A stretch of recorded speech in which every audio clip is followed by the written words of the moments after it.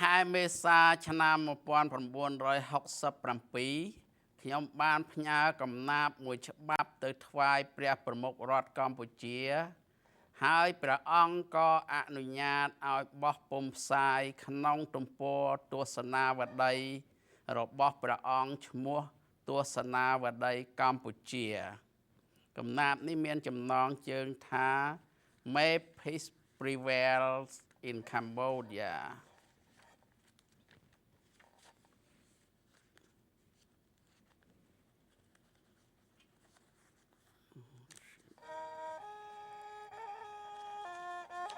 ម្ដងទៀតបាទម្ដងទៀតវែង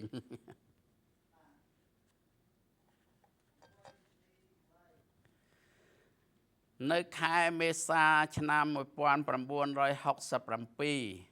ខ្ញុំបានផ្ញើកំណាព្យមួយច្បាប់ទៅថ្វាយព្រះប្រមុខរដ្ឋកម្ពុជាហើយព្រះអង្គក៏អនុញ្ញាតឲ្យបោះពុម្ពផ្សាយក្នុងទំព័រទស្សនាវដ្តីរបស់ព្រះអង្គឈ្មោះទស្សនាវដ្តីកម្ពុជាកំណាព្យនេះមានចំណងជើងថា in English May peace prevail in Cambodia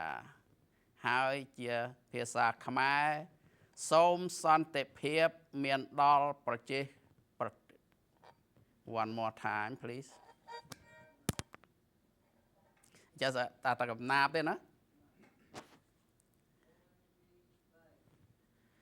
កំណាព្យនេះមានចំណងជើងថា May peace prevail in Cambodia ជាភាសាខ្មែរ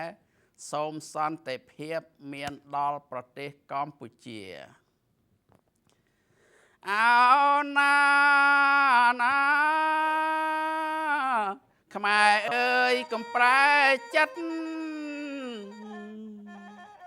អោសូមយើងគិតឲ្យវែងឆ្ងាយបើភូមិយើងសុខសម្បូរសប្បាយសូមកុំនឿយណាយនឹងសន្តិភាពបើទឹកថ្លុកយើងនៅថ្លាយងអើយសូមយើងកុំចង់ធ្វើឲ្យល្អងកុំចាក់សម្រាមឲ្យក្រខ្វងកុំចុះក្រលុកលេងជាលបែងគេថាអើយភ្លើងក្តៅវាក្តៅមែនសត្វលោកក្រុមឋានដឹងប្រាកដមិនបាច់យើងធ្វើការពីសោននាំឲ្យឆេះខ្លោចអាសោញប្រានបើយើងកើតមកជាបញ្ញវន្តអើយចូលយើងកំភ័ន្តថាសិនត្រូវ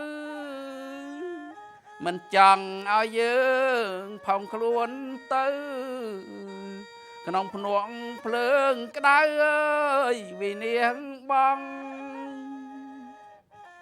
អើបញ្ញវន្តណាយជាងវិនីកុំយករនងអើយរងដីលេងពេលស្មៅដុះខ្ចីនាវាលវែង